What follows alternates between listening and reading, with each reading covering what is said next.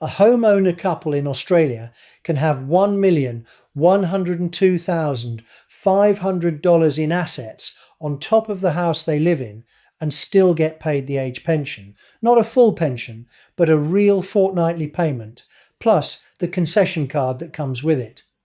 Most Australians are convinced that if they've got a few $100,000 put away, Centrelink won't look at them. That belief is costing people money every single fortnight because they never bother to apply.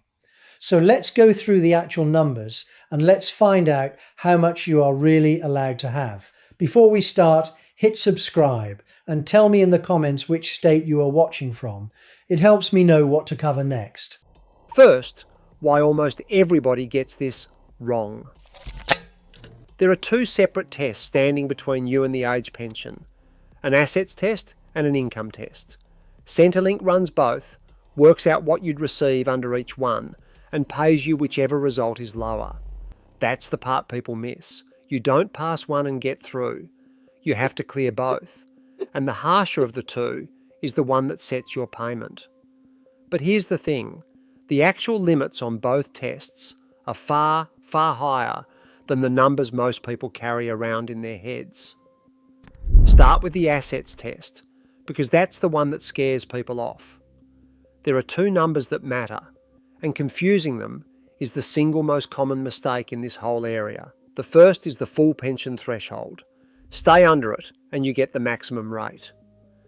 As things stand from the 1st of July this year, that's $333,000 for a single homeowner, or $499,000 combined for a homeowner couple.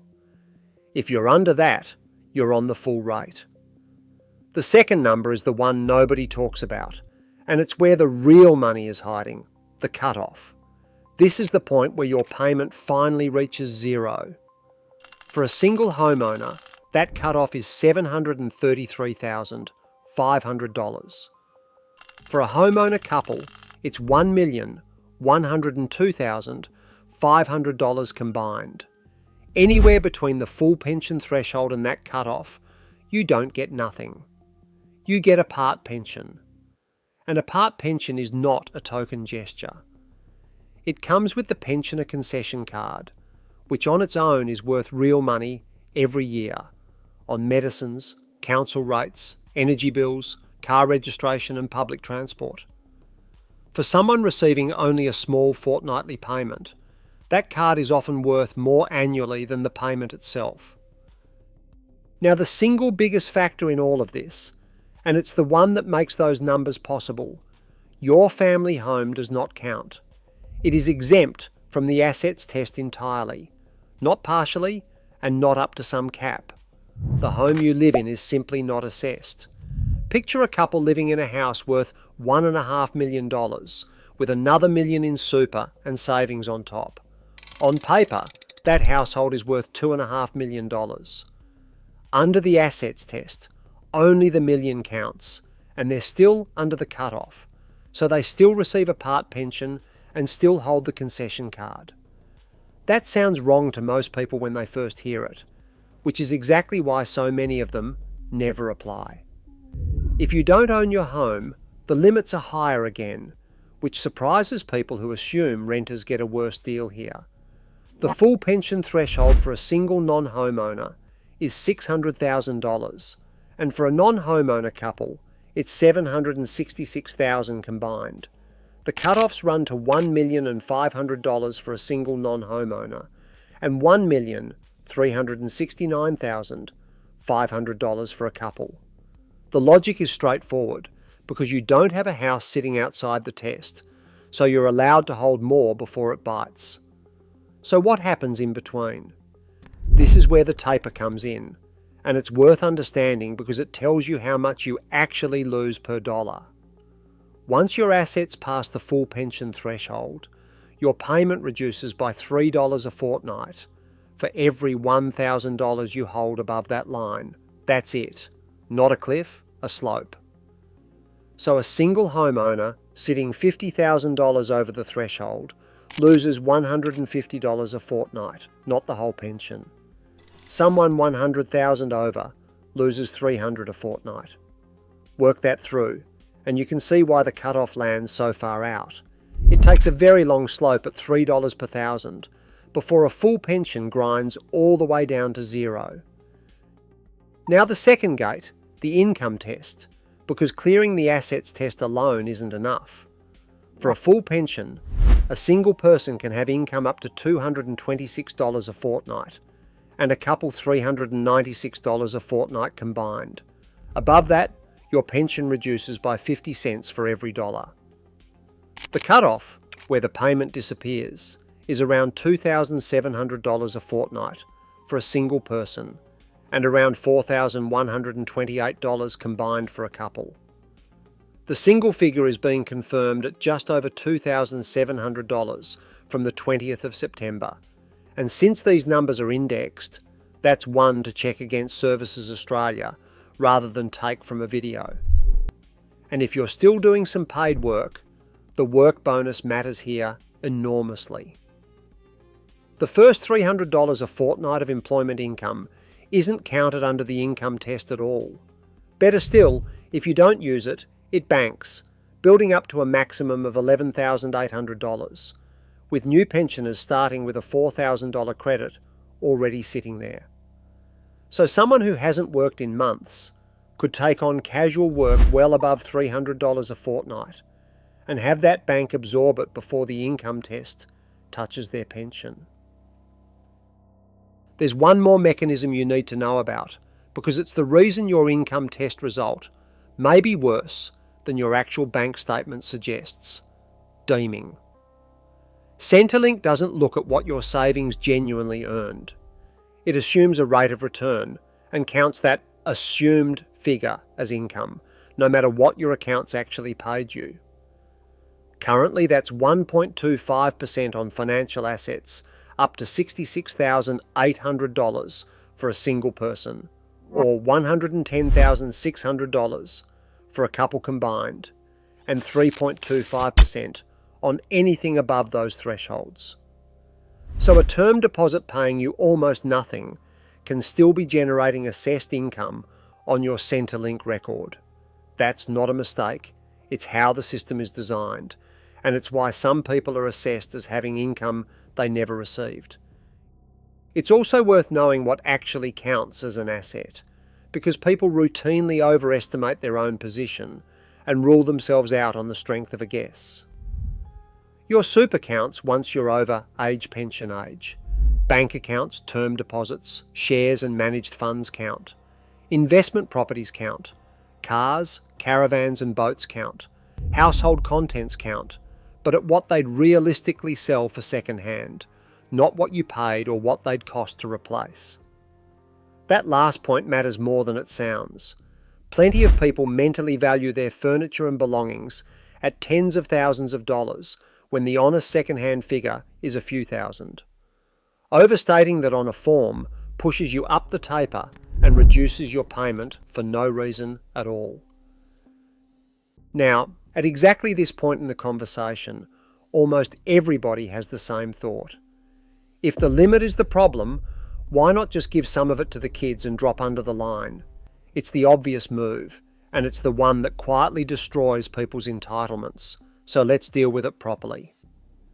Centrelink allows you to gift up to $10,000 in a single financial year, and no more than $30,000 across a rolling 5-year period.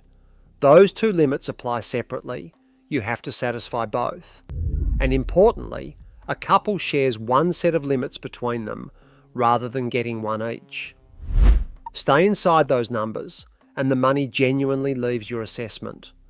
Go over them and something counterintuitive happens. The excess doesn't disappear from your record. It becomes what's called a deprived asset, and Centrelink keeps counting it as though you still own it for 5 full years from the date you gave it away. Worse, deeming applies to it too, so that money you no longer have is also generating assessed income against you. Picture someone who hands $200,000 to their children, hoping to qualify for a bigger pension. $10,000 of that is within the annual limit. The remaining $190,000 is treated as still sitting in their assets for the next 5 years, and deemed to be earning income on top.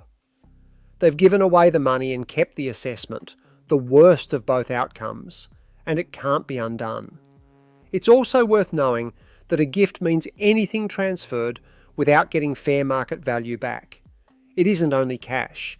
Shares, managed funds, a car, a caravan, furniture, or signing a property over to a family member all count.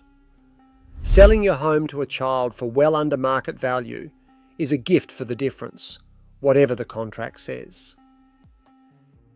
Here's the part that turns all of this into money for somebody watching. These thresholds move upward regularly. The Department of Social Services reviews the limits and cut-off points in March, July, and September each year, which means an answer you were given 2 or 3 years ago may simply no longer be true. Picture someone who applied in 2023, was told they were a bit over the assets limit, felt slightly embarrassed about the whole thing, decided the pension wasn't for people like them, and never went back. Several rounds of indexation later, the line has moved toward them, while their own position barely changed. They could be eligible for a part pension and a concession card today, and have absolutely no idea. If you know somebody who was knocked back once and never revisited it, they are the single most likely person watching this to be leaving money unclaimed. Let me put the whole thing together in one picture. Take a homeowner couple, both 68. Their house is worth $900,000, but that's irrelevant because it's exempt.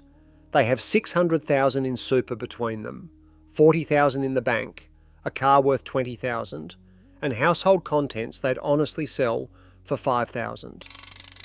That's $665,000 in assessable assets. They're above the $499,000 full pension threshold, so they're not on the maximum rate, but they're a long way below the $1,102,500 cutoff.